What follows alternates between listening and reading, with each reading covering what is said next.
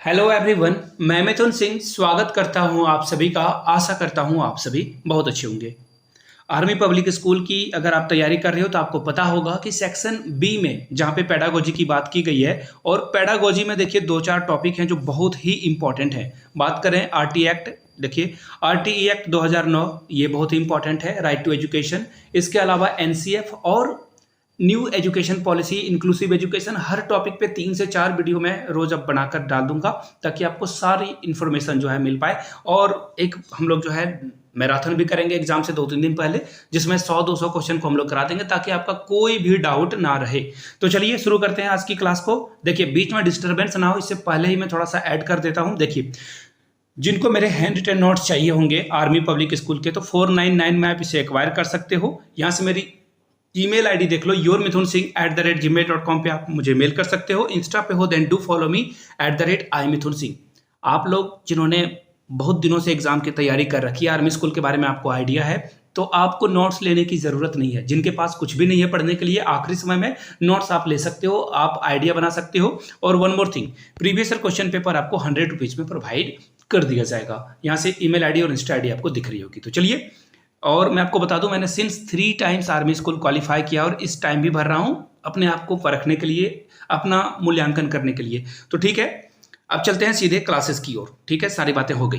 Very first question आपके सामने ये रहा, the corporal punishment in schools has been. देखो यहाँ सबसे पहले एरर है, अगर आप इंग्लिश एरर जान रहे हो तो स्कूल्स के साथ हैज नहीं हैव लगता। खैर कोई बात नहीं, टाइपो है, टाइपिंग एरर है। यहाँ पे schools has been prohibited by the बात की जा रही है कॉर्पोरल पनिशमेंट की, यानी कि पिटाई की। अगर फिजिकल जो है पनिशमेंट अगर स्कूल में दिया जा रहा है तो इसे किस एक्ट के द्वारा या फिर किस कानून के द्वारा रोका जा रहा है। तो सीधी सीधी बात है, राइट टू एजुकेशन एक्ट 2009 के बाद जो है स्कूलों में अब आप किसी बच्चे को ना कि फिजिकली और ना ही मेंटली अब्यूज कर सकते हो। इस बात का खास ख्याल रखें। और एग्जाम में ना, अभी हाल में ही झारखंड में पारा टीचरों का एग्जाम हुआ था, उसमें इससे क्वेश्चन पूछा गया था, लेकिन आपको जानकर हैरानी होगी क्वेश्चन इससे नहीं पूछा गया था डायरेक्टली। इतनी इजी क्वेश्चन आपको अब देखने को नहीं मिलेगा। वहां पे उन्होंने पूछा था किस आर्टिकल, ये तो ठीक है, अच्छी बात है यहाँ पे की गई है, लेकिन किस आर्टिकल में। तो इसका जो सही जवाब है वो है आर्टिकल 17 में आपको ये दिखेगा। हिंदी में बोल दूं तो धारा 17 में आपको ये देखने को मिलेगा। बहुत ही अच्छी बात है कि इन्होंने जो है इस तरह से डीपली क्वेश्चन पूछा था, आप नोट डाउन कर लीजिएगा। चलिए आगे बढ़ेंगे अगले सवाल की ओर।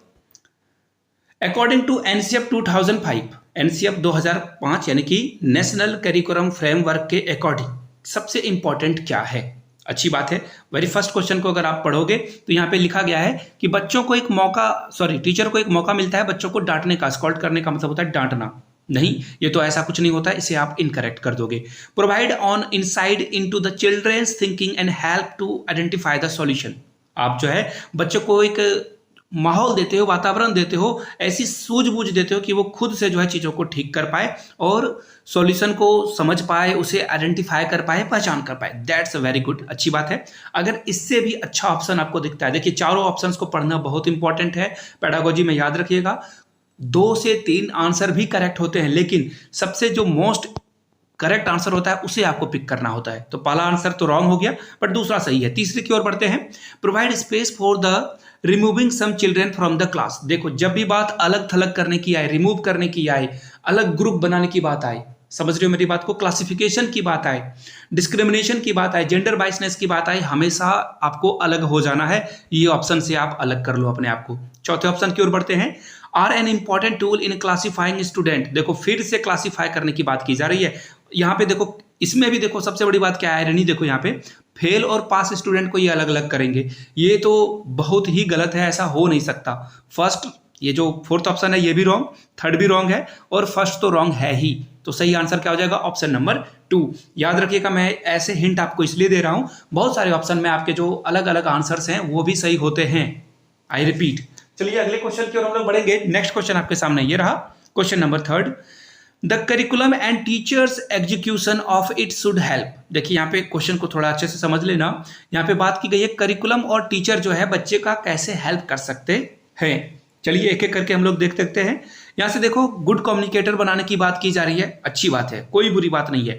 लेकिन जब भी ग्रेड्स की बात आ जाए, नंबर की, मार्क्स की बात आ जाए, है ना, यहाँ पे जो है अच्छे नंबर लाने की बात की जाए, अच्छे जॉब दिलाने की बात आ जाए, बच्चे को आपको एज अ लर्नर जो है डेवलप करना है, बच्चा खुद से एकोमोडेट कर पाए, चीज़ों को खुद से एक्म्प्लिश कर पाए, ये भी इनका, ये तो सबसे पहली बात है इनकरेक्ट हो जाएगा।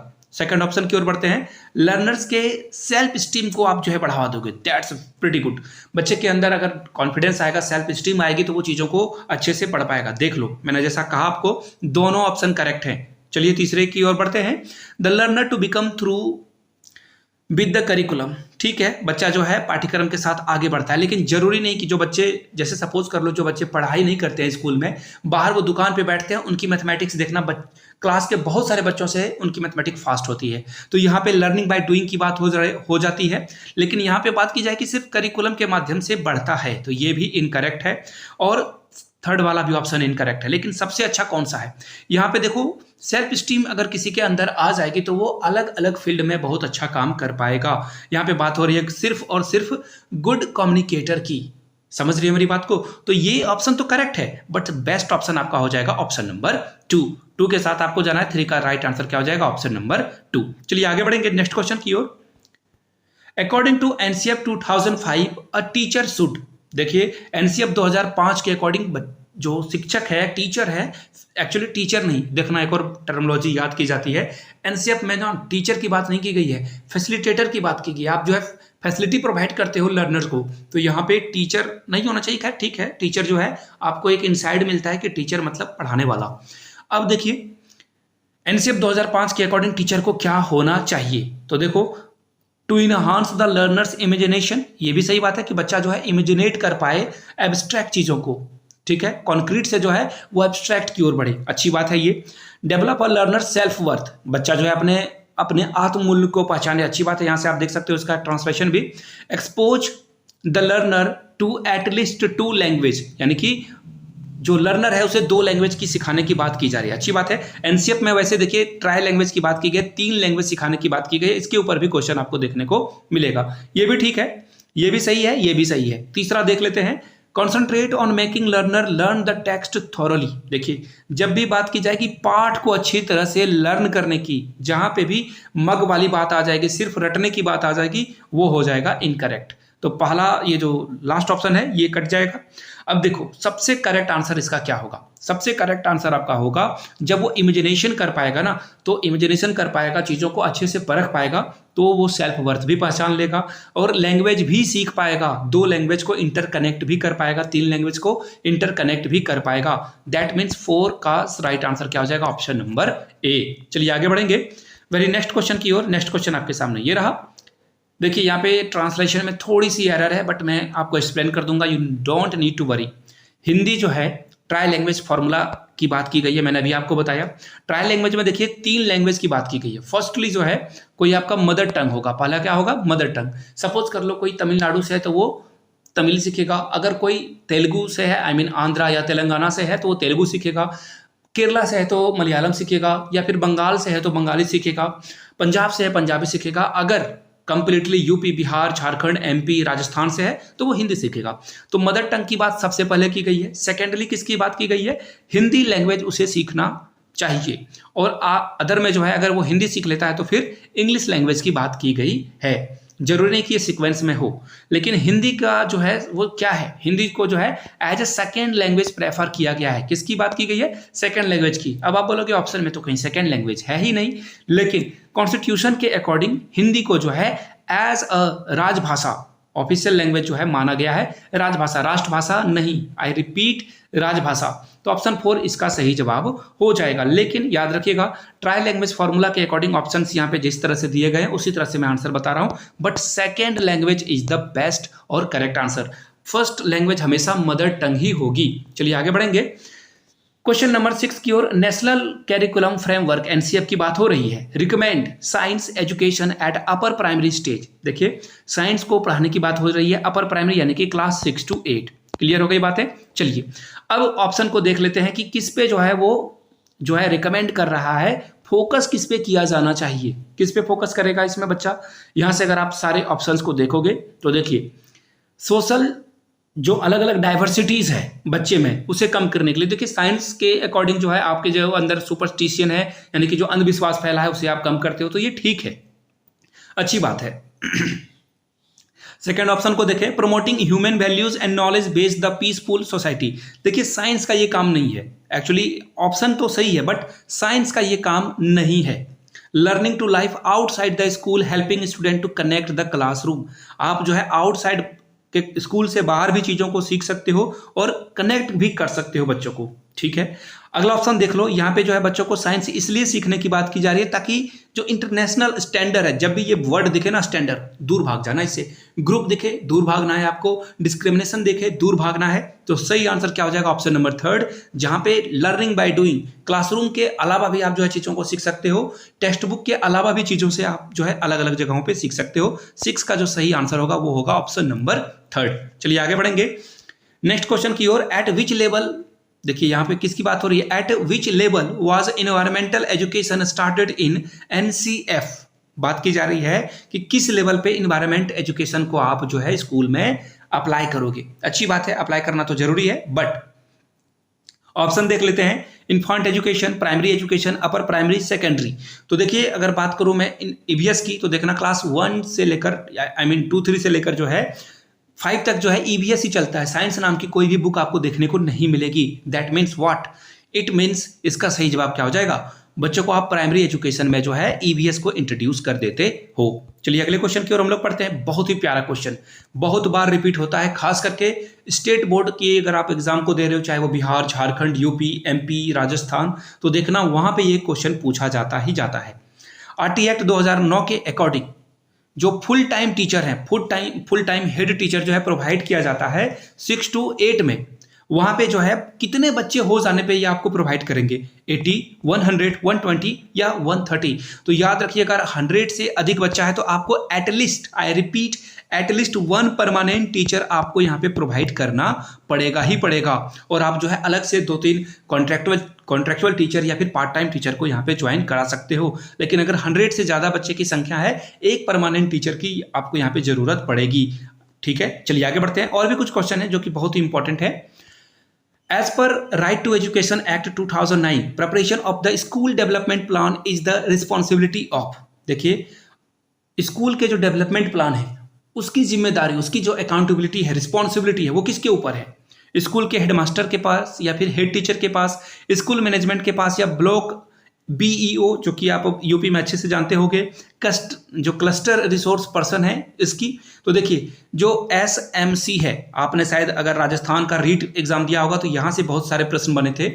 एसएमसी जो स्कूल मैनेजमेंट कमेटी होती है वो डिसाइड करता है कि स्कूल की जो डेवलपमेंट की प्रोसेस है, चाहे वो बाउंड्री को ऊंचा करने की बात हो, टॉयलेट्स बनाने की बात हो, जो मिड डे मील चलता है उसे कैसे और अच्छे से जो है अप्लाई किया जाए, ड्रॉप आउट बच्चों को कैसे कम किया जाए, ये सब मामले में स्कूल मैनेजमेंट कमेटी काम करती है। इसका आंसर 2 हो जाएगा। चलिए आगे बढ़ेंगे। Right to free and compulsory education. देखो ये क्वेश्चन में ना 99% बच्चे फंस जाएंगे, ठीक है।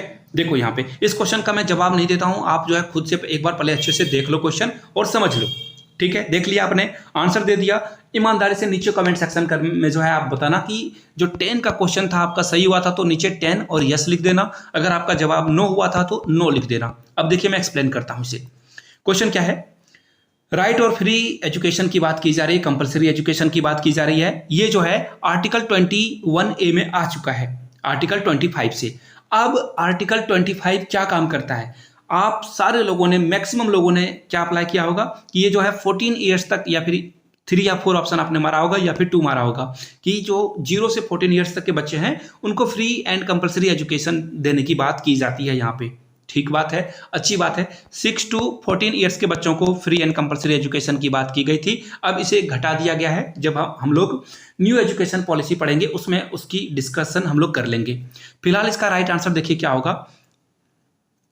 क्वेश्चन नंबर 10 का जो सही आंसर होगा वो होगा option number 1, education and care for children for 6 years of, यानी कि जो 6 साल तक के बच्चे हैं उनकी देखरेख जो है 45 आर्टिकल 45 आप करेगा। 21 में जो है आगे हम लोग डिस्कस करेंगे। आगे आप लोगों को मैंने बताया भी था पहले भी कि आर्टिकल 17 में जो है मेंटल एब्यूज या फिर फिजिकल एब्यूज को कम कर दिया गया, खत्म कर दिया गया, कम नहीं किया गया, कंप्लीटली उसे जो है बैन कर दिया गया है। Physical punishment and mental harassment यहाँ पे टू चिल्ड्रन नहीं होगा, चिल्ड्रन होगा या फिर किड्स लिख दो आप। स्कूल में क्या कर दिया गया है? देखो बहुत ही सीधा सा सवाल है, पार्शियली प्रोहिबिटेड यानी कि इसे क्या, कभी कभी आप बच्चों को पीट सकते हो, ऐसी बात है क्या? बिल्कुल नहीं है। बच्चों को आप कभी भी नहीं पीट सकते हो, कंप्लीटली ये जो प्रोहिबिटेड है यानी कि टोटली प्रोहिबिटेड है। इसे आप कुछ बच्चों को आप फिजिकली या मेंटली जो है टॉर्चर नहीं कर सकते हो। 11 का जो सही जवाब है वो हो जाएगा ऑप्शन नंबर 2। चलिए आगे बढ़ेंगे। Question number 12, cure for a teacher, primary school में जो बच्चों को अगर वो पढ़ा रहा है तो बात की जा रही है किसकी? देखिए वर्किंग आवर की बात की जा रही है, किसकी? टीचर की बात की जा रही है। वो कितने घंटे एक सप्ताह में देगा? अगर एक सप्ताह की बात की जाए तो वो कितने घंटे जो है स्कूल में पढ़ाएगा? तो देखिए मिनिमम की बात की जा रही है, तो मिनिमम जो है 45 आवर्स आपको पढ़ाने ही होंगे। आई रिपीट, 45 घंटे आपको पढ़ाने होंगे एक सप्ताह में, और इससे ज़्यादा भी आप पढ़ाने के लिए जो है कर सकते हो, तैयारी कर सकते हो, पढ़ाना भी पड़ सकता है। अगर स्कूल में टीचरों की कमी है तो आप जो है पढ़ा सकते हो। That means 45 hours is the minimum. याद रखिएगा यहाँ पे मिनिमम की बात की गई है, कहीं पे गड़बड़ मत हो जाना आप। आगे देख लो, एज पर RTE Act 2009, how many teachers will be provided in a school having a class 1 to 5 and total number of 62 student. समझा देता हूं क्वेश्चन को। अगर क्लास 1 to 5 प्राइमरी की बात की जा रही है, यहाँ पे क्लियर हो गई। PRT टीचर को अगर वहाँ पे 62 स्टूडेंट हैं स्कूल में तो कितने टीचरों की ज़रूरत पड़ेगी? आपको बहुत अच्छे से पता होगा, शायद आप लोगों ने BEd या BTC करते समय भी पढ़ा होगा कि 30:1 जो है यहाँ पे काम में आता है। 30:1 यानी कि 30 बच्चे में एक टीचर की ज़रूरत पड़ती है। अगर आप यहाँ पे मैथमेटिक्स कैलकुलेट करोगे तो 62 बच्चे हैं, यानी कि टोटल कितने टीचर की ज़रूरत होगी? 60, 30 पे 1, फिर 30 पे 1, 2 बच्चे बच गए। यहाँ पे भी एक टीचर आपको देना होगा। 60 प्लस जैसे होगा आपको एक टीचर अपॉइंट करना होगा, यानी कि 3 टीचरों की, यानी कि 3 टीचर्स की बात की जा रही है यहाँ पे। ऑप्शन नंबर 2 इसका सही जवाब हो जाएगा। A teacher drop out, sorry क्या बोल रहा हूँ मैं, a school drop out from class 2 age 13 will have to admitted to which class age per RT Act 2009। अगर कोई 2 क्लास का बच्चा है, 13 साल की उम्र उसकी हो चुकी है और वो ड्रॉप आउट हो चुका है, तो आप उसे किस क्लास में रखोगे? इसका जो सही जवाब होगा, अगर आप कैलकुलेशन करोगे तो आपको समझ में आ जाएगा, क्लास 7 में आप उसे रखोगे। एज के अकॉर्डिंग आप जो है इसे क्लास 7 में रखोगे। तो ये 14 क्वेश्चन थे। एक्चुअली 15 भी आपको मैं दिखा देता हूँ, ये रिपीटेड क्वेश्चन है। ये मैंने वेरी फर्स्ट क्वेश्चन आप लोगों को करा दिया था। अब आपको किस टॉपिक पे वीडियो देखनी है नीचे कमेंट करके बताइए। फिर से आप लोगों को दोहरा दूं, 499 में आप मेरे हैंड रिटेन नोट्स एक्वायर कर सकते हो। 100 रुपीज में आपको जो है प्रीवियस क्वेश्चन पेपर प्रोवाइड कर दिया जाएगा। अगर आपको लेना है, यहाँ से मेरी ईमेल आईडी और इंस्टा आईडी दिख रही होगी, yourmithunsingh@gmail.com पे आप मुझे मेल कर सकते हो। इंस्टा पे हो then do follow me @imithunsingh। Video को यहाँ तक देखने के लिए आप सभी का बहुत बहुत शुक्रिया। Have a good day.